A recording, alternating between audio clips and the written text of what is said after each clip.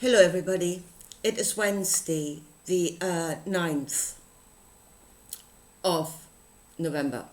Now, I said yesterday, I'm going to leave this sitting, I'm not going to make videos for a while.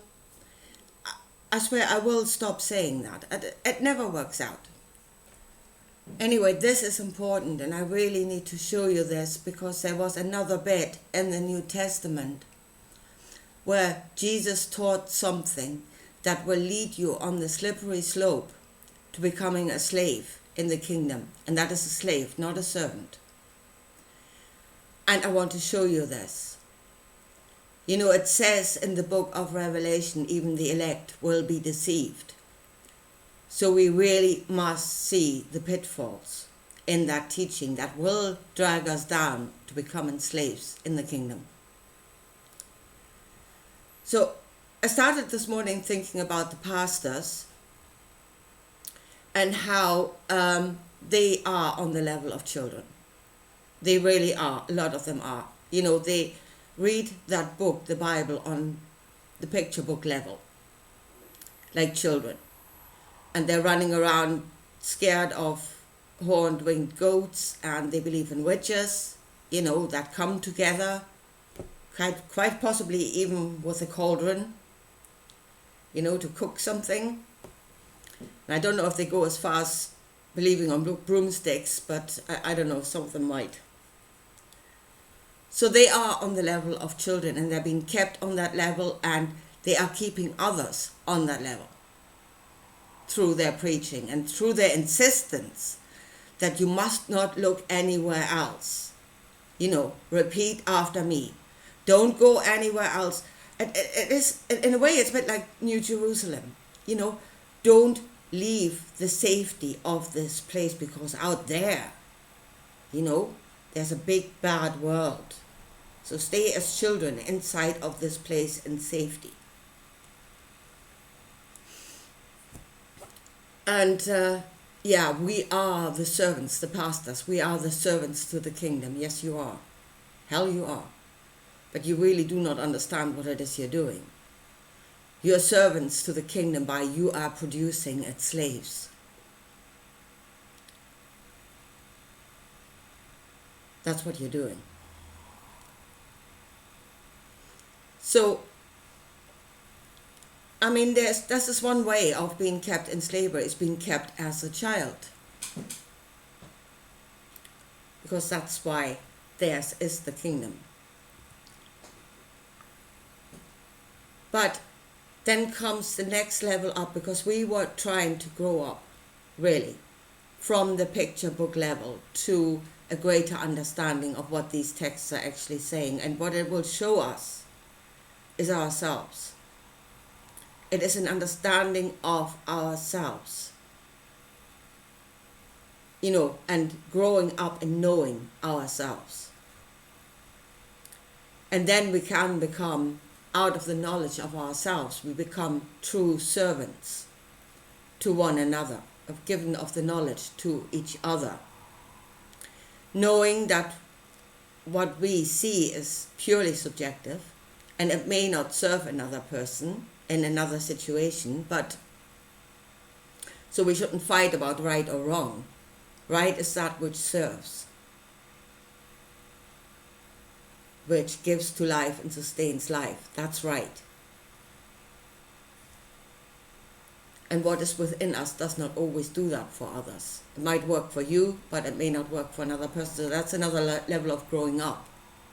You know, it's not my will shall be done, but, you know, giving of your knowledge in order to serve is actually the higher knowledge, is actually the higher level of understanding. But and here comes what Jesus taught. And that is, for myself I ask nothing. And it keeps eating at me. It's not right. You know, man does not live by bread alone, but he sure as hell needs it. Yeah, he doesn't live by the Spirit alone either. So a servant, the difference between a servant and a slave is really that a servant commands a wage for what he's doing. That's the big difference. But what that does is, that wage, is that it ensures your independence, the independence of the servant. So when Jesus said, like, for myself, I ask nothing, and you're being told like that, oh, he is the greatest servant of all, he does not even want a wage. Yeah, he's not even asking a wage. What a wonderful, brilliant human being is that. If you don't command a wage, you become completely dependent on your master. Yeah, you might have a nest egg somewhere that you can live off for a while, but in the end you're sliding into slavery. Because at some point you will be completely dependent on your master. And you will have no other options. And not commanding a wage is actually the way into slavery. So you should. And I want to show you here that it is only the servant that can one day maybe become a master himself. And I'll show you this if we're thinking about craftsmen. Yeah? So a slave can have skills, but he will never produce anything according to himself. But he is a slave, so he will produce stuff to the specifications given by the master. And he can become extremely good at that. But he will never be a master in his own rights. He become a good handyman, but that's it. So with a servant, and I said with the wage, you have the freedom to, first of all, if you're a craftsman, you can give of your craft and say, this is what I'm producing. And if they don't like it, you can go somewhere else. You're free to go somewhere else. And as you are improving your own skills and going your own way and improving, you end up a Michelangelo or something like that, a master in the craft. But they went their own way. It was all coming out of them. And if you don't like it, forget it. But that is how you become a master. And for that, you cannot start as a slave. You'll never get there. You will always produce something to somebody else's specifications. So it is from becoming a craftsman, a master craftsman, to becoming a creator. There's a step there from where you have the craft to do, how to work what you're working, but to produce something completely new out of yourself. That's a creator. And as I said, a slave will never get there. Cannot get there. So, but there is, again, it's a sort where we're being guilt-tripped. Again, absolutely guilt-tripped. Jesus asked nothing for himself. You should ask nothing for yourself. You're becoming the greatest servant of all by asking nothing for yourself. No, that's how you become a slave. That is another way into slavery. Yeah? So you've overcome this bit where they try to keep you as a child, and you are starting to grow up, but then you're being told, ask nothing for yourself. And that is just another way into slavery again. You've overcome one obstacle and you're still going to the same place.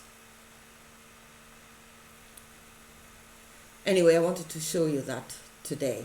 I think it is very important. There are so many pitfalls in that. Because the intention in the end is that you shall be subdued. Yeah, that you shall be ruled over. That is the intention in the end. And if they don't get you one way, they're trying to get you later on another way. And we really must see all the snares that are on the way, so we can avoid them. So first of all, no, don't be like a child. Do not. Yes, that is the way to the kingdom, but the kingdom is not benevolent. It is not keeping you as children because it's so benevolent that it wants to look after you. It is looking for slaves. So do not stay a child, but try to grow in the knowledge, and in the knowledge of yourself, which what that book is. And again, there's a next snare. Don't say, I ask nothing for myself. Because that again is the next step into slavery. Stand up for yourself. Command a wage for what it is you're doing. Because it ensures your independence. And only out of independence can you become a master and a creator. Anyway, I leave it at that for today, and I guess I'll talk to you again soon, probably. Anyway, see you then. Bye.